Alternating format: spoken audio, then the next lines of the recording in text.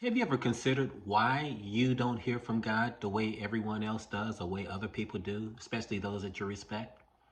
Let me help you. That's not a problem, and that's not your problem. What the reality is, you just have not figured out what your lane is when it comes to prophecy. I'm going to share that with you. I'm going to give you about 3 steps in this video on what your lane is. I'm going to turn it into a series. So make sure you follow, subscribe, and keep up with us on getting revelation about prophecy. You know, the number one area that I want to say about what prophecy is going to be that seer's vision. That's prophecy right there. You know, notice how I said about doing it the way someone else. The most common way for prophecy is through sound speech, someone speaking into your life, telling you about you're about to get this to happen to you and so forth. But there's different forms. One of the forms in being a seer, you can receive prophecy from God from eternity by vision or by dreams. You can recall having a dream, and this dream was so strong on you, and then later on it came to pass, or it was like a deja vu. You know, it's like you've seen this before. Well, you've seen it before more than likely in your dream. Your dream revealed to you what was going to occur.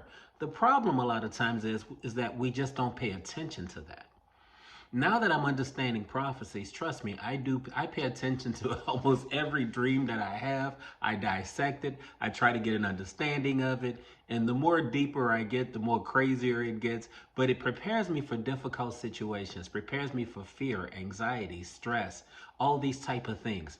So when we're dealing with this area of prophecy, we're talking two folds here. One, based on you speaking into the lives of others. But number two, you're about there for yourself. You're dealing with yourself. You're navigating through difficult challenges. So that seer's prophecy, especially with dreams, is very vivid. It's very fluent. But also, you have to interpret what the dream is saying to you. It's not going to be cut and dry. It's not going to be clear. You're going to see some things that don't make sense in your dreams. And the things that don't make sense, you're going to have to figure out why it doesn't make sense. You may have some symbolism that comes up in your dreams. It can be a car. It might be a beast that don't even exist. It can be almost anything, but you're going to have to study that to figure it out. I had someone to tell me about a dream that they had, and it was snakes everywhere, all in their dreams. You know, and so in dealing with snakes, I looked at it from the positive, I looked at it from the negative, because they receive a prophetic word, but they didn't understand how to interpret it. And so sometimes in those areas, it comes to a place of interpretation and understanding how this area of the prophecy go. That number 2 section that I want to share with you when it comes to this area of dreams is that area of feeling people pain. And when you're feeling someone's pain, you're really feeling a pain to bring in breakthrough. So you're actually going through a feeling, you're going through an intercessor type situation. And so as you're interceding for someone, you're interceding because you can feel their situation, you can feel their trouble, you have an empathy for what they're going through. That too is prophecy. See, you probably have this gift, that's just who you are, but you've never recognized how to flow in that manner. But this is what that is. I have that. And a lot of times in my past, I will have it whereas people will be going through something. God will give me the answer for their situation in prayer or how to pray for them. But I used to get caught up emotionally in their issues. It will kind of make my eyes water. I'm being honest, you know, but that was a part of developing that prophecy. I don't have that problem anymore. That prophetic gift is a better way of saying it. I don't have that challenge anymore of just bawling from that, but I see their situation, I feel their situation, and I take it to God. But now here's what's powerful about that. Someone can be going through something and you feel it. Now get this, they've been going through it. They never got the breakthrough, but you feel it and they get the breakthrough off of your feelings. How is that? What is that? Well, let me tell you, that's because you have a personal relationship with the throne room. And because you have a relationship with the throne room, God is blessing that individual, those people, because of you. That's right. He's blessed them because of you. See, you have a personal relationship. They're going through it. So he's blessing them on your behalf. That's why this gift of prophecy, when it comes to interceding, is so valuable and so important. So that's number two. You see the seer's blessing when it comes to prophecy, but also number two, we're talking about the interceding area. Now, the thing about these areas of prophecies is so powerful, so potent. When I speak of going to the throne room, that throne room is a gift. That throne room reminds me of what we will call Psalms 91. And Psalms 91 would be, he who dwells in the secret place of the Most High God. Well, if you could believe that, if you can practice that in your thoughts, that you're dwelling in the secret place, because that's you, you're now able to tap in, as the scriptures tell us, into the supernatural realm. Because you're in the secret place. He's protecting you. He's giving you his secret information. He's giving you private information. That's what prophecy is all about. You're tapping into a dimension that people don't understand, that the world don't understand. And this is that place where God is separating you from everyone else. That's how potent this is.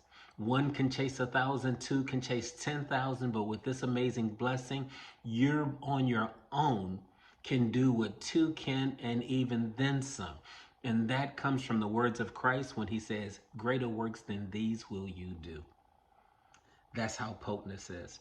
The third one, and I'm going to close with this one here, is that area of discernment, that area of knowing. That also, too, is a prophecy. So that tells us that knowing is a gift.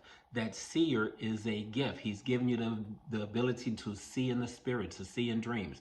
That area of feelings and intercessory, that's a gift as well. So we all have gifts.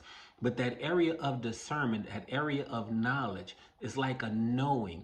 And what's powerful about that knowing, once you know, it's clean cut. You know it, you say it, you speak it, and results come because of what you're saying. But here's the challenge, especially in the early days. When you know it, you may not say it because you're not confident, you're not sure. And that comes with practice. I remember this lady I had met, and I heard God speak to my heart, which means I heard him, and also I had to know. Because I'm going to show you how the knowing was. I heard. So that was his voice. And the voice was, tell that lady the doctor didn't get all the cancer out of her body. And when he said that, it shook me. How do I deal with that? How do I answer that? I had no ideas. I had no understanding. But I said this quick prayer. I said, look, if you put your words in my mouth, I will tell her, because I don't know what to say to this lady. So that means I didn't know. I heard, tell the lady the doctor didn't get all the cancer. So that would have been a prophecy. He didn't get out the cancer. But what was the benefit there? And the benefit was, we need to bring results. So when I said to her that, look, my prayer, first of all, I asked God to give me his words in his mouth. So then I started speaking to the lady. And what I said to her was things I did not know about her. I was telling her what she did on a Thursday. You took a test. I said to her what she was going to do on a Monday, which was get the test results. And she said all that was to the penny. But here's where the wild one was. I also said to her, now these are words I am speaking out of my mouth from a knowledge. The knowledge is here, and she's exposing that this is real. And then when I said to her that when you get your test, the test is going to show that you have cancer there. All right? But now wait, here's the next level. When you see where the report says there's cancer, you're going to have a burning in your body, and that burning is going to be a sign that the cancer is no longer. Have your doctor to run another test. Guess what? The lady did that. She had cancer. It came through. She felt the burning, told the doctor to run another test. Doctor said, we just did this on Thursday. What you mean do another test? And when she told the doctor her experience from me being there with her, the doctor said, you know what? Nevertheless, at your words, I'll run the test again. To his surprise and her surprise, it was no longer there. That's how valuable prophecy is. Listen, I got more for you. I want to share that with you. Make sure you subscribe, give us a like as well, and we'll be back on next Thursday. Blessings of peace to you.